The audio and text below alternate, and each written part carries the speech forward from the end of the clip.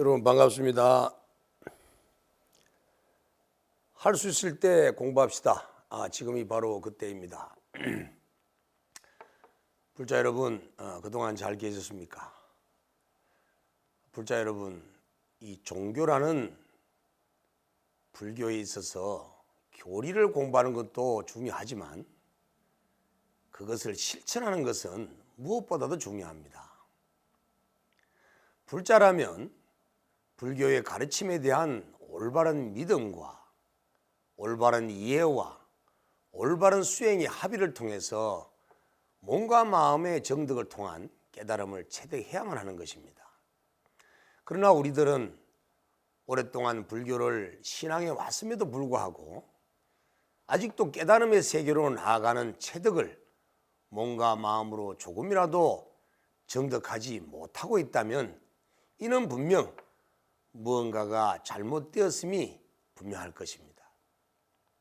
그래서 오늘 진심법문에서는 깨달음을 정득할 때 몸과 마음에서 나타나는 전조 현상에 대해서 말씀을 드리고자 진심법문 주제를 깨달음은 바로 이런 것이다. 깨달음은 바로 이런 것이다 라고 정하여서 진심법문을 시작합니다.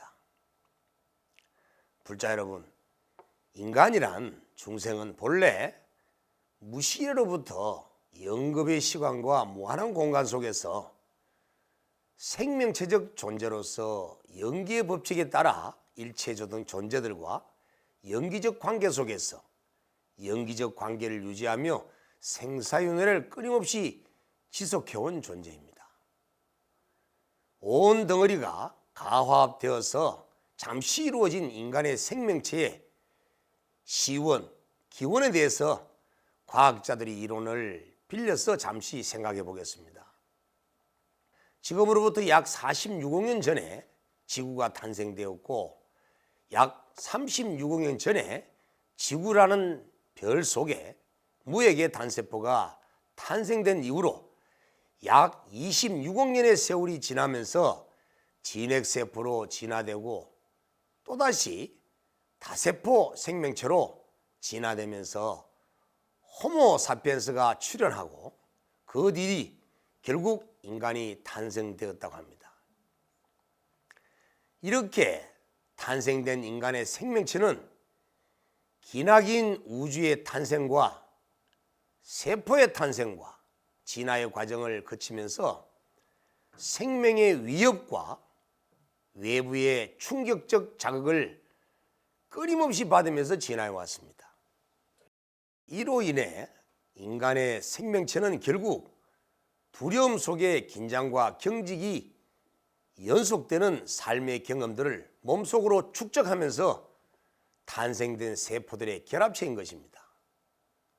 우주 공간 속의 모든 생명체는 모두 이와 같이 생성소멸을 반복해 왔습니다. 우리 인간들은 이와 같은 경험을 한 모든 생명체 중에 한 존재로서 유전자가 동일한 60쪽의 세포들의 모인 집합덩어리일 뿐입니다. 그리고 그 세포들은 세포들 간의 소통을 위해서 신경세포가 진화되면서 뇌와 중추신경계를 만들어내었고 결국에는 생리적인 현상이 심리적인 마음을 만들어내는 인간이 된 것입니다. 그래서 부처님께서는 인간을 물질 덩어리인 지수화풍 4대와 수상행식의 정신작용인 사온이 합해진 온의 결합체라고 말씀하신 것입니다. 불자 여러분, 세포가 없으면 마음이 생겨나지 않습니다. 세포가 없다면 생명체가 구성될 수가 없습니다. 그렇기 때문에 세포라는 것은 생명체의 기본 단위이면서도 하나의 독립된 생명체인 것입니다. 분별하는 마음은 모두 세포들이 일으키는 생리적인 현상입니다. 이 생리적인 현상들이 신경세포를 통해서 중추신경계로 전달되면서 심리적인 현상인 다차원의 마음이 생겨나는 것입니다. 온 덩어리인 생명체가 진화를 통해 만들어낸 감각기관인 이 육권은 외부와의 접촉을 통해 인식하는 모든 정보들을 단기로 또는 장기로 세포에 저장시키면서 각기 다차원의 마음을 만드는 재료로 사용하고 있습니다. 불자 여러분, 우리들이 즐겁고 화를 내고 짜증내고 마음 아파하고 슬퍼하는 것 등의 모든 심리적 마음 현상들은 모두가 몸의 세포에서 일어나는 세포들의 반응인 것입니다. 결국 우리 인간들의 모든 마음작용은 감각세포와 운동세포와 신경세포와 뇌세포 등이 인식을 통해 몸으로 받아들인 정보를 기억하고 습관시켜 놓은 생리적인 현상일 뿐이라는 것입니다. 불자 여러분, 마음은 결국 몸의 작용인 것입니다. 신경과학자들은 뇌가 만약에 없다면 마음도 없다고 이야기하곤 합니다. 마음은 몸의 정보를 받아서 스스로 입력해 놓은 기억 정보들과 통합시켜 밖으로 반응할 뿐입니다. 만약에 밖으로 반응하는 심리 현상이 부정이 되거나 나쁘다는 반응이 일어난다면 몸은 경직되고 고통스러워지게 됩니다. 결국 괴로운 마음을 만들게 되는 그 원인은 바로 몸에 우리가 최초부터 기억시켜 놓은 정보들 때문인 것입니다. 최초의 정보를 입력시킨 자는 바로 세포 자신입니다. 자기 자신의 몸에 저장시켜 놓은 기억된 정보들은 육군에 의해서 견문각자는 인식작용을 할 때마다 자동으로 생겨나서 몸과 마음을 이완시키기도 하고 경직시키기도 하면서 우리 마음을 행복하게도 하고 아프게도 만들어가는 것입니다. 자, 이러한 우리들의 마음 발생 원리를 바로 안다면은 몸속에 기억되어 있는 모든 정보들을 통제할 필요가 있는 것입니다. 그리고 저장할 때는 무심으로 저장하면서 몸과 마음을 정화시켜 변화시키고 이완되게 만들어야만 마음이 고요하고 편안하고 안정이 되는 것입니다. 무심이 결국 좋은 이유가 바로 여기에 있는 것입니다. 무심은 좋다, 나쁘다, 있다, 없다라고 하는 분별한 마음을 초월해서 항상 고요하고 평화로운 상태인 중도를 이루어낼 수 있는 마음이기 때문입니다. 이처럼 수행을 통해서 무심을 만들어서 인체와 세포를 평화롭게 조절하는 힘을 길러 주어야만이 마음이 고해지고 평화로워집니다. 분별망상하는 마음을 일으켜 내 세포를 자극하게 되면 몸의 모든 세포가 경직되어서 괴로움에 빠지게 되는 것입니다. 이때 괴로움 속에서 나타나는 심리적인 현상이 바로 탐욕과 분노 등의 삼독심인 것입니다.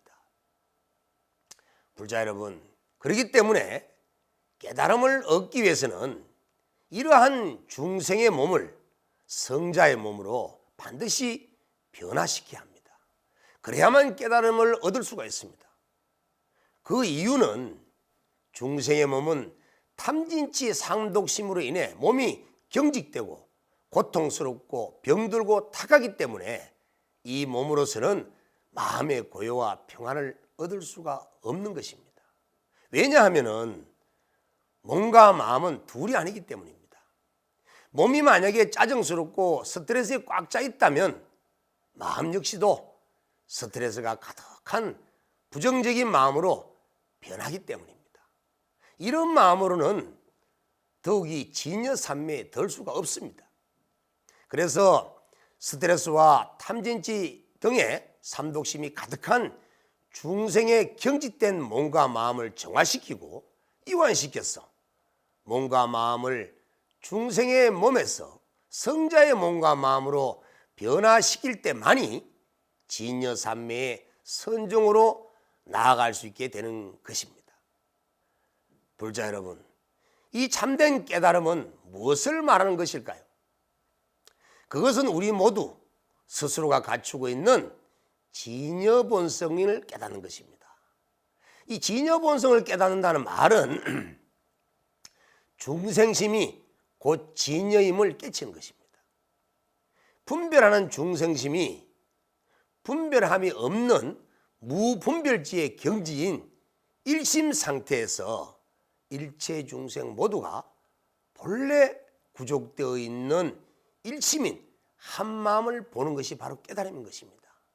즉 중도를 정득하는 것입니다. 이를 위해서 수행자는 정법 훈습을 통해서 진여법신을 정득해야만 합니다.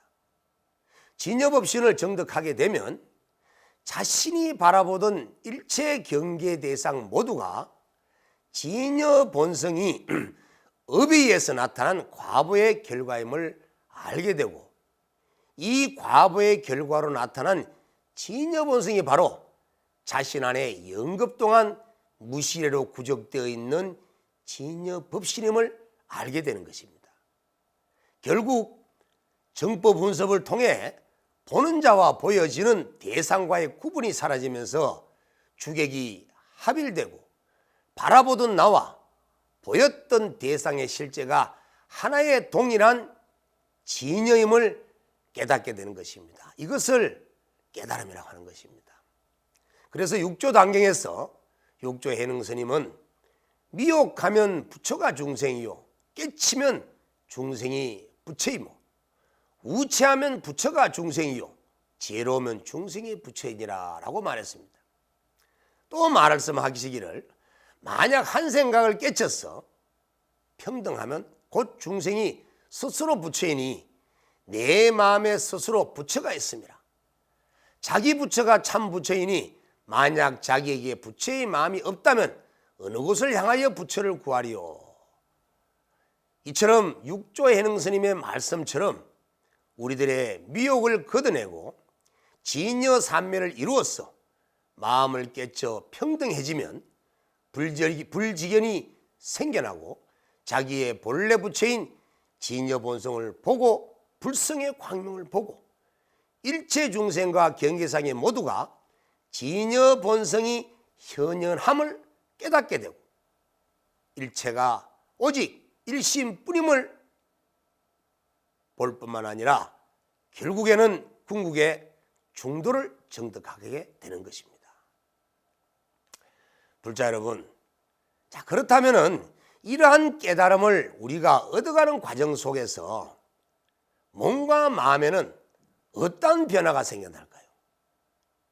올바른 수행을 하게 되면 제일 먼저 전조현상이 생겨나는 것이 일단 경직된 몸이 이완이 되고 몸속에 평안과 행복을 얻을 수 있는, 느낄 수 있는 호르몬 분비가 촉진된다는 것입니다.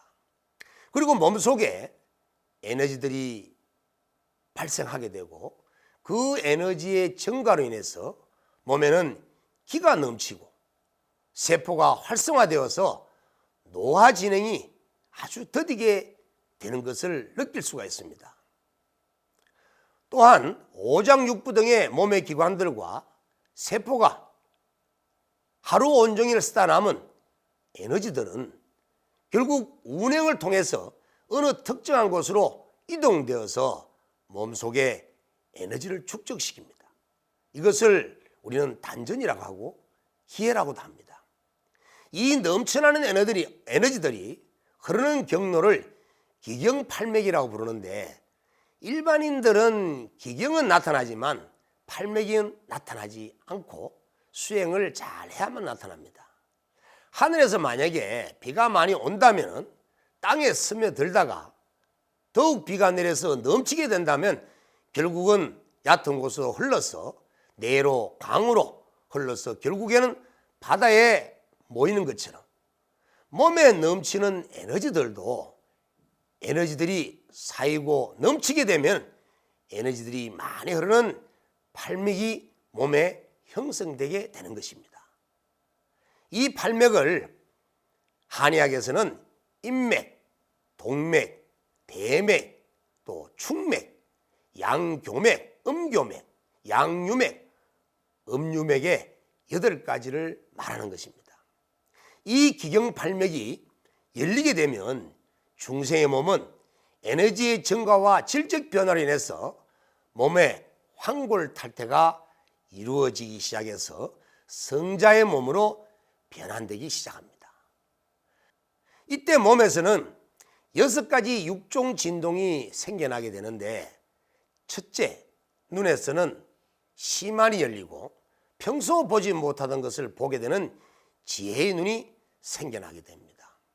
그리고 귀에서는 새소리나 짐승들의 소리를 들을 때 산짐승들의 마음을 느낄 수가 있고, 귀에서는 중음신이나 혼백이나 영식들의 소리가 들려오고 천상의 소리도 들리고 또 갖가지 묘한 음성을 들을 수 있는 귀가 열리게 됩니다. 이러한 내용들은 법화경 법사공덕품에도 나오는 얘기들입니다.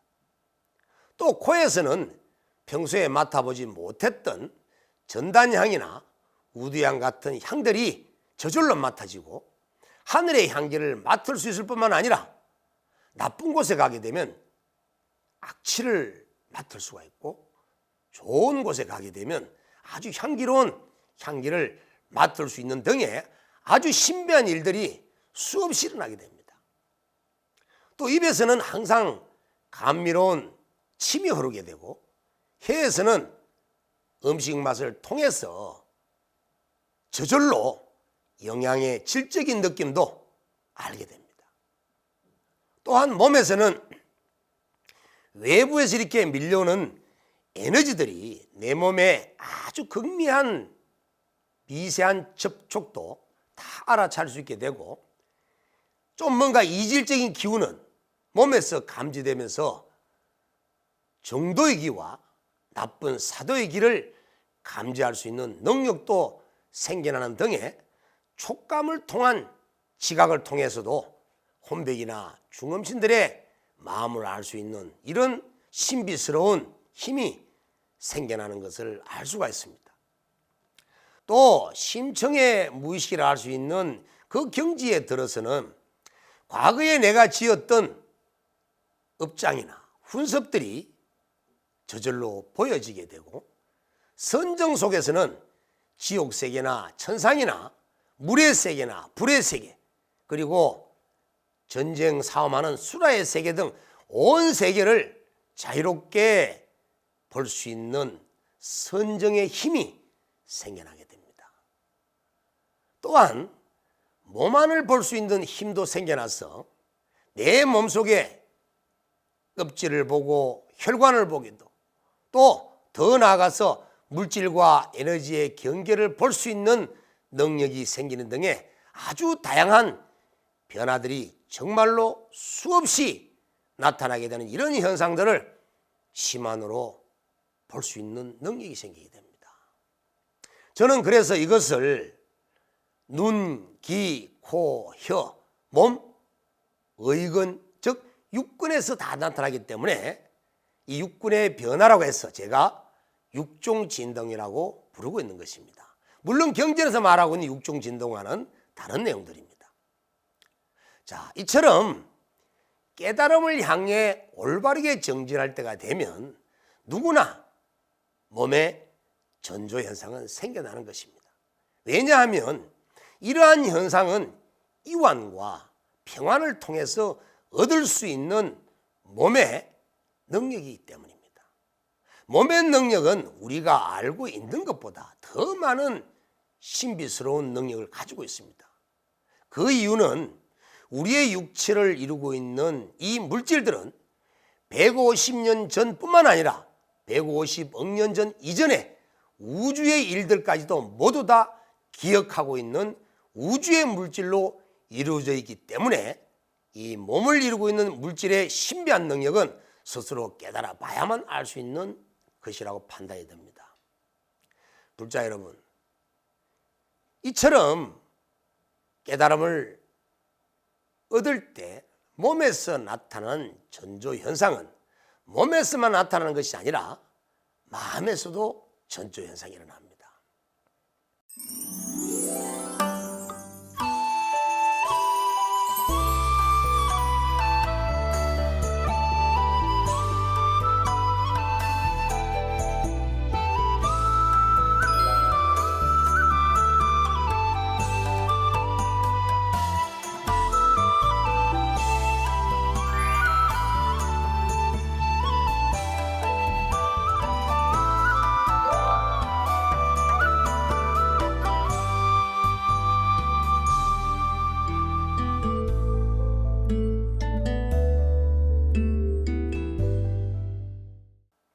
깨달음이 생기게 되면 마음을 덮고 무겁게 했던 오욕, 오계, 탐진치가 사라지게 되면서 마음이 청정하게 됩니다.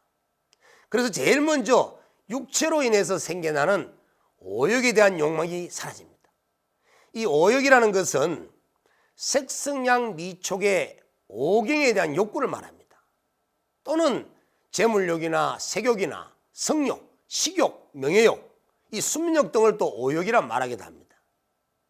만약에 마음의 경계가 이렇지 못하면 수행자는 먼저 지관 수행 중에서 사마타 수행을 통해서 마음의 장애인 오욕과 오기와 탐진치를 멈추고 극복하는 수행을 더욱더 정진해야만 느낄 수가 있는 것입니다. 또 이러한 오욕이 사라지게 되면 다음에는 마음의 감각적 욕망, 성냄, 혼침, 들뜸, 의심 이런 5가지의 덕계가 사라지게 됩니다. 그리고 탐욕과 성냄과 어리석음이라는 삼독심도 서서히 끊어지면서 결국에는 사라지고 맙니다. 이렇게 오욕과 오계와 삼독심이 사라지게 될 때 마음에는 4가지 선정의 힘이 생겨나게 됩니다.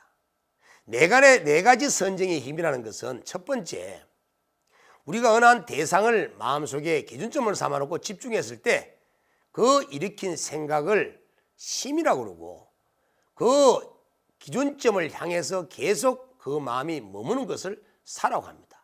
이런 심사의 마음이 일어나게 되고 그리고 선을 통해서 일어나는 기법인 선열이 생기게 되고 그리고 마음의 즐거움 등의 이 4가지 선정이 생겨나게 되는 것입니다. 그뿐만 아니라 평등심과 밝은 지각이 항상 유지되게 됩니다. 이 밝은 지각이라는 말은 맑은 지각과 청정한 지각을 말하는데 이러한 밝은 지각이 평등심을 항상 유지한 채 계속 지속된다는 것입니다. 맑은 지각은 정진하는 힘과 사띠라고 불리는 정령과 삼빠자나라고 불리는 정지의 3가지 의미가 포함되어 있는 작용을 말하는 것입니다. 이 맑은 지각은 관조 대상의 변화를 지각하여서 살피는 것이기 때문에 참모습을 여실히 알아차릴 수가 있게 되는 것입니다. 이처럼 몸에 이완 상태에서 마음에 이완 상태에서 알아차림인 정령과 맑은 지각으로 주의 집중이 저절로 이루어지게 되는 것입니다. 자, 불자 여러분, 이처럼 정지, 정념, 정진으로 밝은 지각과 평등심을 지켜나가게 되면 마음은 저절로 고해지고 맑아져서 공적 영지의 상태를 만들어내지 않을 수가 없게 되는 것입니다. 이 공적 영지라는 마음이라는 것은 무엇을 얘기하고 있느냐 하면은 사띠와 사마타가 균형된 조화를 이루어서 무아 속에서 적정한 언념이 지속되는 상태를 공적 영지라고 합니다. 오직 또렷한 비춤과 암만 있는 그러한 상태가 바로 공적 영지입니다. 여기는 주관과 객관이 나누어지기 이전의 마음입니다. 마음의 공적 영지가 이루어지게 되면 평등한 삼매가 계속 지속되기 때문에 아주 밝게 지각하는 명각의 상태에 대해서 마음의 본성에 들어갈 수가 있게 되는 것입니다. 마음이 이처럼 공적 영지의 상태인 명각의 상태가 되었을 때만이 육권이 현상계를 접촉해도 무상과 무하와 무자성 공성을 자각할 수 있는 지혜가 열리기 때문에 집착이나 끄달리거나 분별망상을 하지 않게 되는 것입니다. 이 공적영지의 마음은 일체의 아상이나 편견이나 사량 분별이 전혀 없는 마음입니다. 그래서 이러한 마음을 현미경과 같은 깨끗하고 밝은 마음이라고 비유하기도 합니다. 오직 진여본성의 작용이 나타나서 너와 내가 없는 철저한 무아의 알아차림과 비춤만이 존재할 뿐입니다. 불자 여러분, 이처럼 올바른 공적영지의 마음이 갖추어지게 되면 마음은 저절로 선정산매를 이루게 됩니다. 변화와 자치가 전혀 없는 텅 빈 고요함 속에서 또렷한 비춤과 알아차림만이 여여한 이 공적영지의 상태에서 산매가 저절로 나타나게 되는 것입니다. 자, 불자 여러분, 이러한 선정산매가 저절로 이루어지게 되면 마음에는 시만이 저절로 열려서 해안이 나타납니다. 시만이란 마음의 눈을 말합니다. 태화 속에 보면 사만불이라 불려서 이마의 인중 정 가운데에 눈이 하나 그려져 있는 그림을 아마 불자 여러분들께 많이 보셨을 겁니다. 이걸 사만불이라고 하는데 군다리 보살의 모습이기도 합니다. 자, 이 보살의 눈은 세 개의 눈입니다. 바로 부모로부터 물려받은 두 개의 눈과 그 가운데 마음의 눈인 시만을 얘기하고 있는 것입니다. 이처럼 우리는 우리의 눈에는 부모로부터 물려받은 육체에 있는 육안이 있고 또 천상세계를 볼 수 있는 천안이 있고 지혜가 열리는 해안이 있고 일체의 연기법을 꿰뚫어 볼 수 있는 법안이 있고 제법실상을 깨달을 수 있는 불안, 즉 5가지 눈이 있습니다. 부처님은 이 5가지 오안, 눈을 다 갖추고 있습니다. 이 중에서 육체에 있는 눈을 제외하고 천안과 법안과 해왕과 불안을 모두 시만이라고 부르는 것입니다. 부처님은 이 오안을 다 갖추셨기 때문에 제법실상을 깨달으신 것입니다. 우리들도 수행을 통해서 선정산매를 이루게 되면 반드시 시만이 열리게 됩니다. 수행력의 단계에 따라서 시만을 얻게 되게 되고 또 일체가 오온이고 무상이며 무아임을 이 시만을 통해서 여실히 깨닫게 해줍니다. 그래서 아궁을 체득할 수 있고 또 법궁을 체득할 수 있고 이 공에 빠지지 않는 중도의 실상을 관할 수 있는 힘이 바로 시만에서 나타나게 되는 것입니다.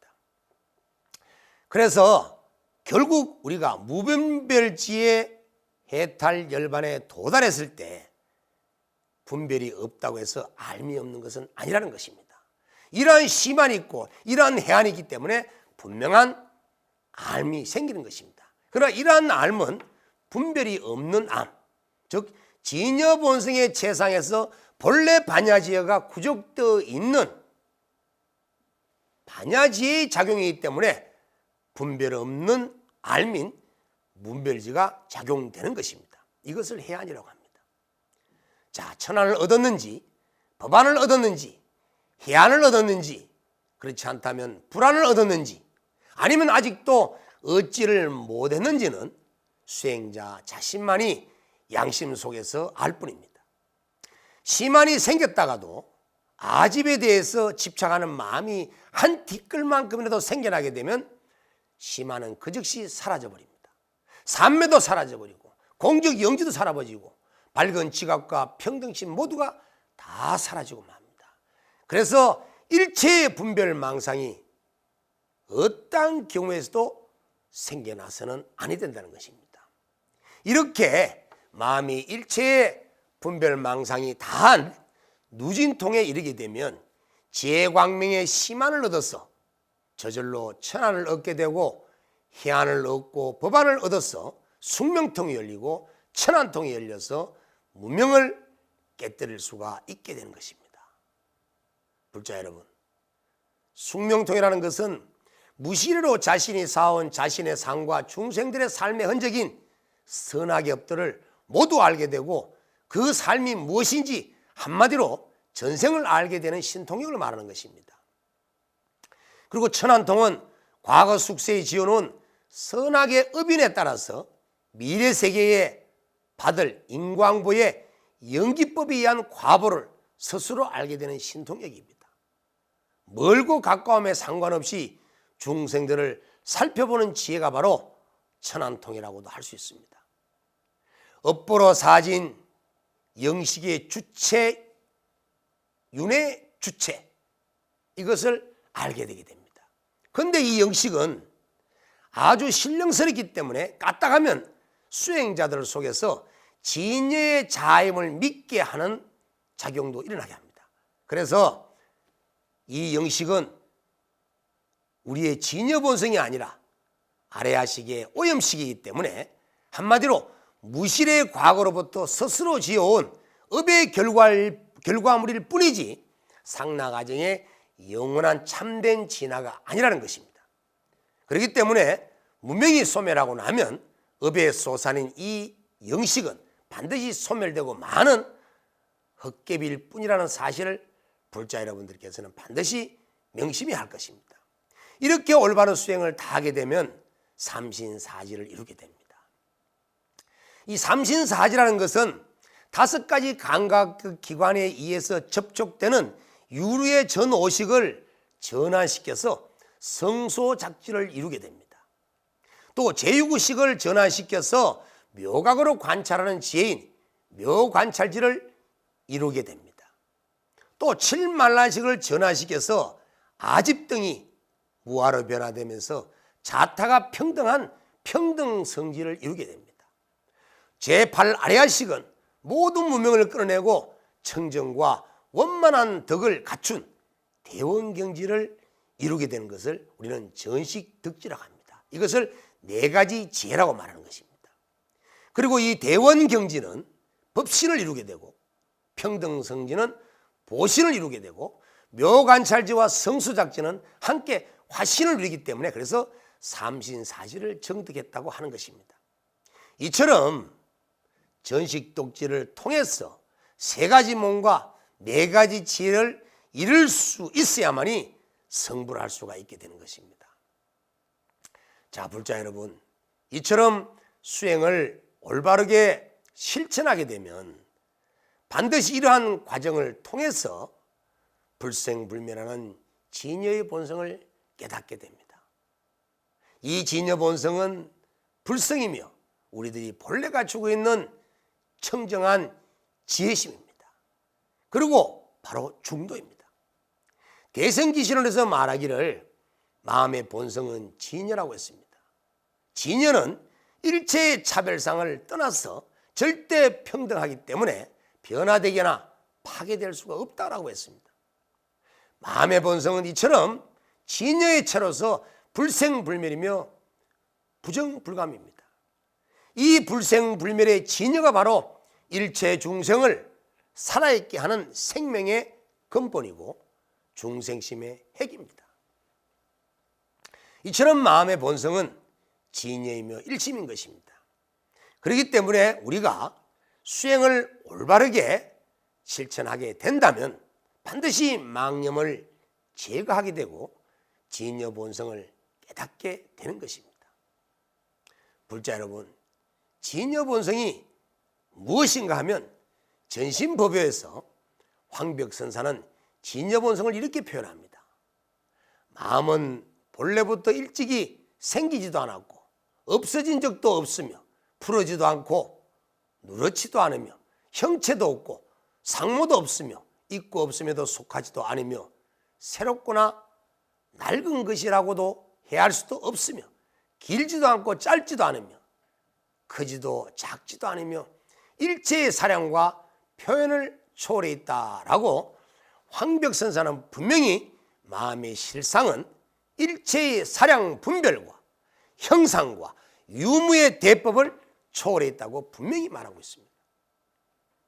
그러므로 이 마음의 실상인 진여 본성을 제대로 깨치지 못하게 되면 억의 결과물인 그 영식이 진여 본성임을 오해할 수가 있는 어리석음을 범하게 되는 것입니다. 불자 여러분, 영원한 이 진여 본성은 본래 변화가 없지만 오로지 하나의 자연 법칙인 연기법에 의해서 인연 따라 생성 소멸할 뿐입니다. 이 연기법은 인연에 의해서 생기하고 인연이 사라지면 소멸합니다. 다시 말씀드리면 연기할 수 있는 인연이 있다면 이 우주는 생성 변화를 일으키고, 연기할 수 있는 인연이 사라지게 되면 우주는 생성 소멸이 끝나는 것입니다. 우리 중생들의 생사윤회도 마찬가지입니다. 우리 중생들과 일체 생명들이 과거 무시로부터 영겁의 시간 속에서 몸과 마음과 입으로 지은 업이 헤아릴 수 없이 무량하기 때문에 우주의 생멸 변화는 끝없이 성주계공으로 이어지면서 생멸 변화를 할 것입니다. 그리고 일체 중생도 생로병사의 생사윤회가 끝없이 펼쳐지게 되는 것입니다. 이렇게 한량없는 생사윤회가 펼쳐질 수 있도록 한 그 원동력은 바로 업 때문이고, 중생이 지어놓은 업이 한량이었기 때문에 중생의 생사윤회도 끝이 없게 되는 것입니다. 이러한 끝없는 생사윤회의 원인인 업을 짓게 한 원인은 바로 무명 때문입니다. 불자 여러분, 이 무명은 진여 본성에 상응하지 못하기 때문에 생긴 마음입니다. 진여 본성과 상응하지 못하고 중도를 바로 정등각하지 못하기 때문에 본래의 지혜가 구족된 청정한 진여의 마음이 무명으로 바뀌어버린 것입니다. 그리고 이 무명심은 능견상인 주관심과 경계상인 객관을 만들어서 나와 남을 나누고 대립시키면서 차별하고 분별하면서 업식을 지으며 생사윤회의 업을 만들어내는 것입니다.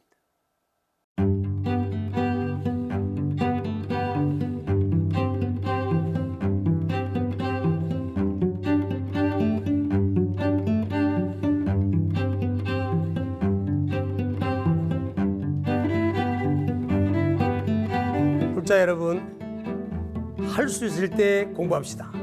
지금이 바로 그때입니다. 불자 여러분, 그렇기 때문에 무명만 소멸하면 생사윤회의 원인이 되는 무명업식이 한 업을 짓지 않게 되고, 업을 짓지 않으면 생사윤회하는 원인이 사라지기 때문에 중생들과 생명들의 생사윤회와 우주의 성주계공이 사라지게 되는 것입니다. 불자 여러분, 그렇다고 해서 업이 사라진다고 해서 중생들의 생사윤회는 소멸하지만 진리인 생명까지 없어지는 것은 아닙니다. 진리의 생명은 진여이기 때문에 불성이고 중도이기 때문에 영원히 불생불멸하는 것입니다. 자, 불자 여러분, 이러한 깨달음을 얻기 위해서 어떻게 닦아야 합니까? 첫째, 마음을 알고 진여 본성을 보아야 합니다. 두 번째는 내 마음이 부처임을 믿어야 합니다. 세 번째는 분별심으로 물들지 말아야 합니다. 자, 네 번째는 구하는 것이 없어야 합니다. 그리고 다섯 번째는 마음이 염념상속을 끊어내야만 합니다. 생각은 생주이멸의 과정을 거치면서 전념에서 후념으로 끝없이 이어지기 때문에 염념삼속하는 이 마음을 끊어내야만이 누급의 지오는 무명의 업식을 단절시킬 수가 있는 것입니다. 그리고 여섯 번째는 무념을 실천해야 합니다. 무념의 실천은 어떻게 하는 것일까요? 남종종 11원에 보면 이렇게 설명하고 있습니다. 반야바라미를 수확하려는 사람은 마음에 만약 망념이 일어나면 곧바로 망념이 일어난 사실을 깨달아 비추어라. 망념이 없어지면 깨달아 비추는 것까지 없어지며 이것이 곧 일체의 망념이 없는 무념이다. 이 무념의 실천은 번뇌 망념이 일어난 사실을 깨달아 비추는 것을 말하는 것입니다. 망념이 없어지면 깨달아 비추는까지도 없어지는 것입니다. 불자 여러분, 자, 이처럼 이러한 수행을 통할 때 반드시 깨달음은 성취되게 되는 것입니다. 그리고 몸과 마음에서 생겨나는 깨달음의 현상을 잘 이해하셔서 점검하시면서 올바른 수행을 해야 합니다. 불자 여러분, 소성은 오늘로서 진심법문을 몇 달간 쉬고자 합니다. 세계를 강타한 코로나19가 이제 약화되면서 소멸되리라는 확신 속에 소성이 도심 포교를 염원하고 부산에 법화원이라는 포교당을 새로 개원을 하고자 합니다. 그래서 내부 공사를 하는 시간과 노력이 필요해서 부득이 몇 달간 방송을 쉬려고 합니다. 부산 법화원이 개원되면 그때 또다시 성숙한 모습으로 BTN 불교TV 시청자 여러분들과 꼭 다시 찾아뵙도록 약속하겠습니다. 혹시 진심법문을 유튜브나 BTN 방송 다시 보러 시청하시다가 이해하기 어려운 점이 있으시면 이제 3월 5일이 되면 진심법문이 책으로 출간되어서 BTN이나 대각장사나 사천항사에서 전화 판매하고 있으니 많은 구입을 통해서 읽어보시기 바랍니다. 또 법보시로도 많은 도반들과 함께 선물해 주시면서 불자 여러분들의 많은 사랑 신청 부탁드립니다. 그래도 이해가 안 되신다면 밀양 사천항사나 부산 대각정사로 소성을 찾아오시면 성심성의껏 제가 아는 만큼 설명해 드리도록 하겠습니다. 끝으로 지금까지 진심법문을 사랑해 주고 격려해 주신 불자 여러분들께 진심으로 감사 말씀을 이 두 손마 드립니다. 날마다 좋은 날 되시고 다 함께 육건 청정하시면서 성불하시길 부처님께 앙축드립니다. 여러분 감사합니다. 늘 행복하십시오. 이것으로 오늘 진심법문을 모두 마치도록 하겠습니다.